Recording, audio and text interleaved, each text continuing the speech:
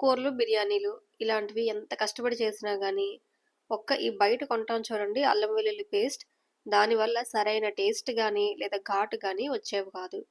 బయట కొనేవి బాటిల్ మూత తీస్తే మాత్రం మంచి స్మెల్ వస్తది గానీ, కూరల్లో వేస్తే అల్లం వెల్లుల్లి టేస్ట్ అనేది అసలు ఎక్కడ కూడా తగలదు. అందుకనే ఇంక బయట తేవడం మానేసి, ఇంట్లోనే కుదిరితే నెల రోజులకొకసారి లేదా వారంకొకసారి సరిపడేంత గ్రైండ్ చేసుకొని ఫ్రిడ్జ్‌లో పెట్టుకొని ఎప్పుడు కావాలంటే అప్పుడు యూజ్ చేసుకుంటాను. ఇక్కడ నేను 150 గ్రాముల వెల్లుల్లిని తీసుకున్నాను. వెల్లుల్లి తొక్కలు చాలా ఈజీగా తీసేయొచ్చండి. వెల్లుల్లిని లైట్‌గా ఇలా దేనితో అయినా చితగ్గొట్టి, దాని తర్వాత తొక్కలు తీస్తే తొక్కలు చాలా ఈజీగా వచ్చేస్తాయి. ఇంకా ఈజీగా రావాలంటే కాసేపు ఎండలో పెట్టండి. 1 గంట, 2 గంటలు పెట్టిన తర్వాత అప్పుడు చితగ్గొట్టారనుకోండి ఇంకా ఈజీగా వచ్చేస్తాయి తొక్కలు. ఇప్పుడు 150 గ్రాముల అల్లం తీసుకుంటున్నాను. అల్లాన్ని నీటిలో వేసి కొంచెం బేకింగ్ సోడా వేసి ఒక 5 నిమిషాలు ఉంచిన తర్వాత కడిగామనుకోండి, అల్లంకున్న మురికి గాని, మట్టి గాని చాలా ఈజీగా వచ్చేస్తది. ముందు బేకింగ్ సోడా వేసి కడుక్కున్నాం కదా! ఇప్పుడు నార్మల్ వాటర్‌లో ఒకసారి కడిగేసుకొని, అల్లంని నీట్‌గా క్లాత్‌తోని తుడిసేసుకోవాలి. ఎక్కడ కూడా తడి ఉండకూడదు. అదే మీరు ఎక్కువ క్వాంటిటీలోని అల్లం వెల్లుల్లి పేస్ట్ చేసుకునేటప్పుడు, అల్లాన్ని కడిగిన తర్వాత ఎండలో పెట్టారనుకోండి, తడనేది చాలా తొందరగా ఆరిపోతుంది. తడి లేకుండా చేసుకుంటే అల్లం వెల్లుల్లి పేస్ట్ అనేది ఎక్కువ రోజులు స్టోర్ ఉంటాది.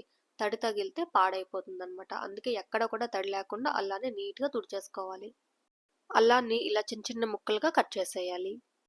మిక్సర్ జార్‌లో ఫస్ట్ అల్లాన్ని వేసుకోవాలి. అల్లం నలగడానికి టైం పడుతుంది కదా! అందుకే ఇది ఫస్ట్ ఏసుకొని దానిపైన వెల్లుల్లిని వేసుకోవాలి. గ్రైండ్ చేసుకునేటప్పుడు నీళ్ళు మాత్రం అస్సలు వేయకండి. నీళ్ళు వేసుకుంటే ఈ పేస్ట్ అనేది ఎక్కువ రోజులు స్టోర్ ఉండదు. పాడైపోతుంది. ఫస్ట్ గ్రైండ్ చేయండి. ఎంత గ్రైండ్ అయితే అంత గ్రైండ్ అవ్వనియండి. ఇంకా నలగట్లేదు మాయిశ్చర్ కావాలి అనేటప్పుడు సాల్ట్ వేయండి. ఇప్పుడు నేను చేస్తున్న దాంట్లో అయితే ఇంకా సాల్ట్ వేయలేదు. ఈ మాయిశ్చర్‌కి ఇది ఇలా నలిగిపోయింది. సో, ఇప్పుడు నేను ఇందులో సాల్ట్ వేసి మళ్ళీ ఒకసారి గ్రైండ్ చేసుకొని ఇంకా దీన్ని స్టోర్ చేసుకుంటాను. ఈ అల్లం వెల్లుల్లి పేస్ట్‌ని ఒక ఎయిర్ టైట్ కంటైనర్‌లో స్టోర్ చేయాలి.